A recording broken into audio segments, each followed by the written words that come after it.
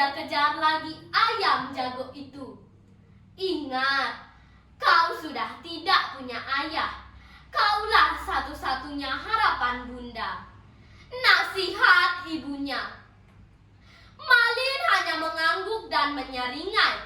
Sejak ayah Malin meninggal, ibunya bekerja keras untuk menghidupi Malin. Ia membantu para nelayan membongkar ikan hasil tangkapan di pantai. Kadang Malin ikut dengannya. Di sana ia bertemu dengan saudagar Ali, salah satu orang kaya di kampung itu. Saudagar Ali telah menganggap Malin seperti anaknya sendiri. Beliau mengajari Malin cara berdagang dan mengemudikan kapal. Bagi saudagar Ali, Malin cerdas dan dewasa, tidak seperti anak kecil pada umumnya. Ketika Malin beranjak dewasa, saudagar Ali mengajaknya untuk ikut berlayar ke negeri seberang. Di sana, ia akan mengenalkan Malin pada saudaranya yang juga memiliki usaha perdagangan. Malin pun berpamitan pada ibunya, Mande Rubaiyah. Bunda, saudagar Ali mengajakku untuk ikut dengannya. Izinkan aku pergi, Bunda, karena aku ingin bekerja di negeri seberang.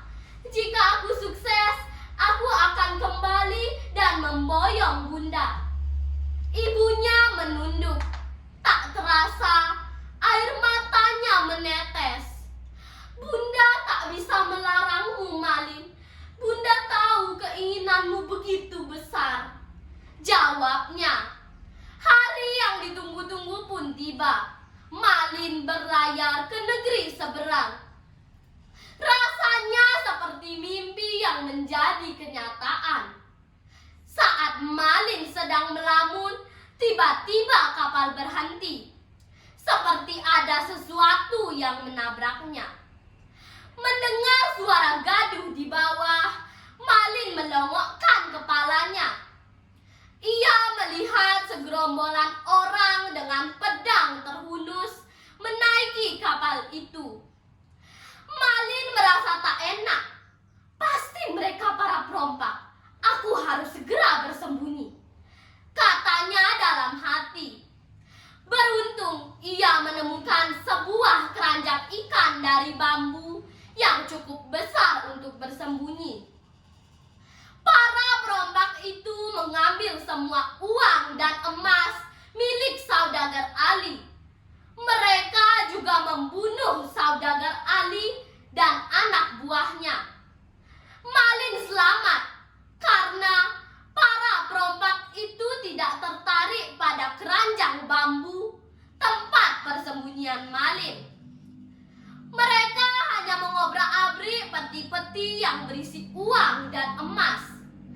Sepeninggal para perompak itu, Malin keluar dari tempat persembunyiannya.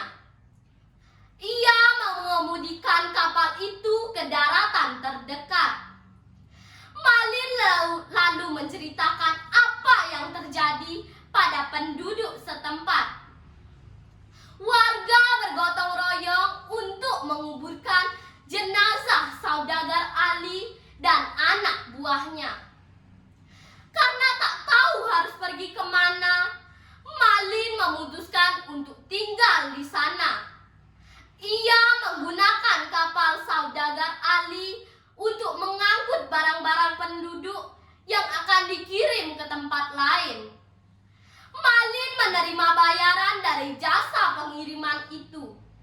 Lama-kelamaan, jasa pengirimannya itu semakin berkembang pesat.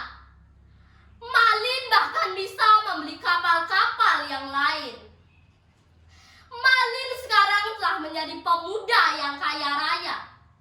Ia menikahi seorang gadis yang cantik, anak tetua kampung itu.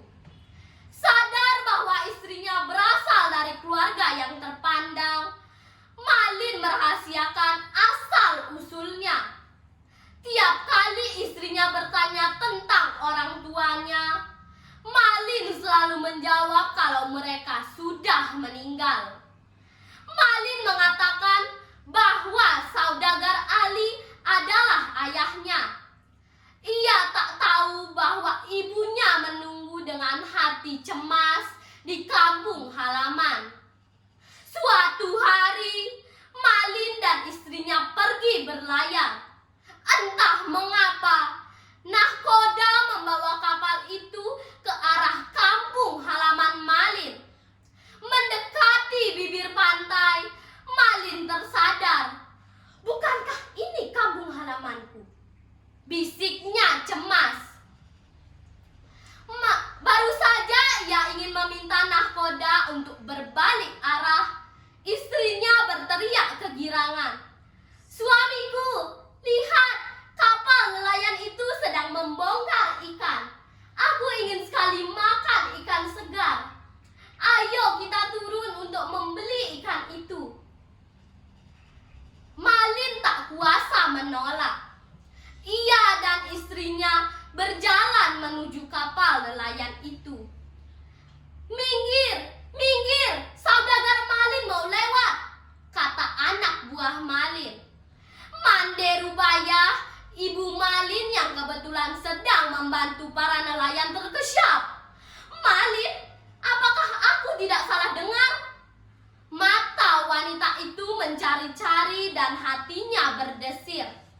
"Ya, benar, itu Malin, anakku." Tak bisa menahan diri, ia berlari ke arah Malin. "Malin, Malin Gundang, anakku!" teriak ibunya. Ia lalu memeluk Malin erat-erat dan menangis. Malin kaget bukan kepala. Ia tak siap dengan keadaan itu. Istrinya menatapnya dengan heran. "Malin, bukankah kau bilang ibumu sudah meninggal sejak kau kecil?" Malin cepat-cepat melepaskan diri dari pelukan ibunya. "Hei kau wanita tua, berani sekali kau menyebutku anakmu!" teriak Malin lantang. Bunda terpana mendengar ucapan Malin itu. "Malin, anakku sayang, sudah lupakah kau pada bundamu sendiri?" ratap wanita itu.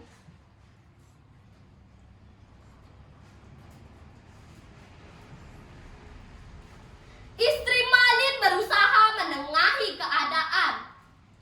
"Wahai ibu, apakah ibu bisa membuktikan bahwa Malin benar-benar anak ibu?" tanyanya dengan santun. "Semua orang di sini tahu kalau Malin adalah anakku. Namun, jika kau tak percaya, cobalah periksa lengan kanannya. Ada bekas luka karena patokan ayam Datuk Firman." "Bunda percaya, kau masih ingat hal itu, Malin," kata Bunda sambil menatap Malin tajam. Istri Malin kemudian memeriksa lengan kanan suaminya, dan benar ada bekas luka di sana. Istrinya menatap Malin dengan sedih. "Malin, kenapa kau mengingkari ibumu sendiri?" "Istriku, kau harus percaya padaku. Ibuku sudah meninggal ketika melahirkanku. Tentu ibu ini tahu tentang luka di lenganku, karena semua orang di sini tahu cerita itu," kata Malin membela diri. Setelah berkata demikian, Malin mengajak istrinya pergi dari tempat itu. Mereka menaiki kapal. Bunda menangis terseduh-seduh sambil bersimpuh di bawah kapal. "Malin, anakku, jangan kau tinggalkan bundamu lagi. Nak, bunda sangat merindukanmu.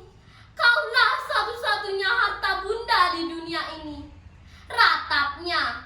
Malin bergeming sambil memandang sinis ke bawah. Ia meludahi ibunya. "Dasar orang tua tak tahu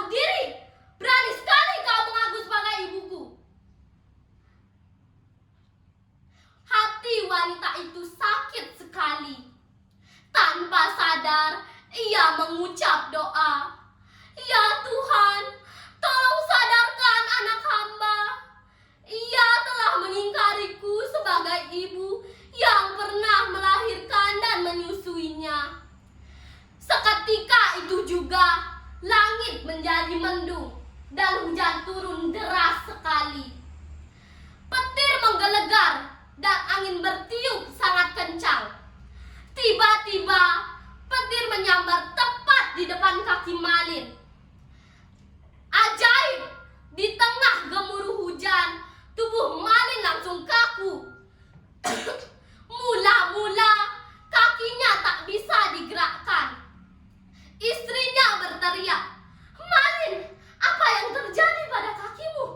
Kakimu seperti batu," teriaknya. Rupanya tak hanya kakinya yang jadi batu. Perlahan-lahan seluruh tubuhnya juga jadi batu. Malin sangat ketakutan. Ia sadar ini adalah hukuman Tuhan atas perbuatannya. "Bunda, ampuni aku. Tolong selamatkan aku, Bunda," teriaknya.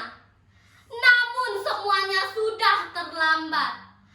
Seluruh tubuh Malin akhirnya jadi batu. Mulutnya menganga karena ia berteriak mohon ampun. Ibunya menangis. Istrinya pun menangis. Mereka berdua memeluk Malin yang sudah jadi patung.